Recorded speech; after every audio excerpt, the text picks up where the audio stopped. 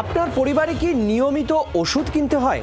তাহলে একটা ভালো খবর রয়েছে আপনার জন্য, কারণ ইতিমধ্যেই প্রায় ৩৯টি জরুরি ওষুধের ফর্মুলেশনের সর্বোচ্চ দাম বেঁধে দিয়েছে সরকার।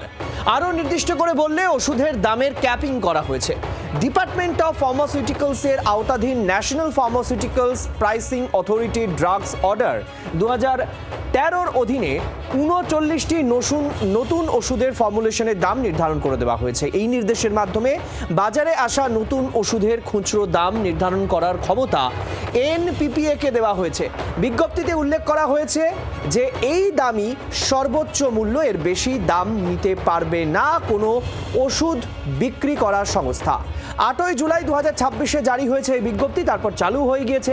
এবার চলুন দেখে নিই কোন কোন ওষুধের ক্ষেত্রে দাম বেঁধে দেওয়া হয়েছে। ডায়াবেটিস, উচ্চ রক্তচাপ, হৃদরোগ, সংক্রমণ, চোখের রোগ, শ্বাসকষ্টজনিত অসুস্থতা, ব্যথা নিয়ন্ত্রণ এবং ভিটামিনের ঘাটতি, বিভিন্ন ওষুধের সর্বোচ্চ দাম বেঁধে দেওয়া হয়েছে। এই তালিকায় সবচেয়ে বেশি দামি ওষুধ হলো TNK-TPA ইনজেকশন। এটি হার্ট অ্যাটাক এবং স্ট্রোকের সময় রক্ত জমাট ভাঙার জন্য ব্যবহার করা হয়। এর দাম, একটি ভায়েলের দাম সর্বোচ্চ 60,000 টাকা।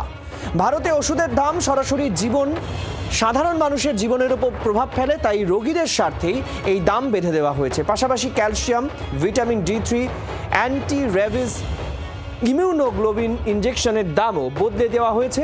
ওষুধের দাম সাধারণ মানুষের সাধ্যের মধ্যে রাখতেই এমন সিদ্ধান্ত। সরকারের বেঁধে দেওয়া দামের চেয়ে বেশি টাকা নিলে অতিরিক্ত টাকা সুদ সহ ফেরত দিতে হবে।